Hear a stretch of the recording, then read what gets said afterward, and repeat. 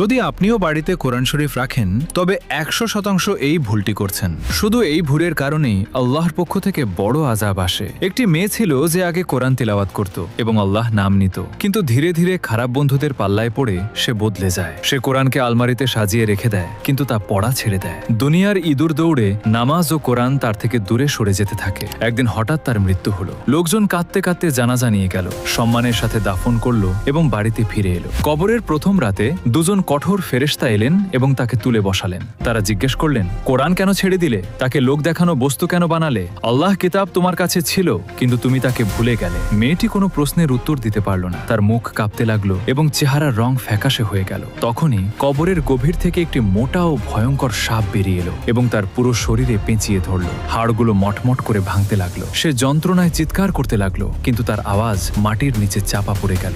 আযাব তাকে গ্রাস করে নিল, কারণ কোরআন তার বাড়িতে ছিল,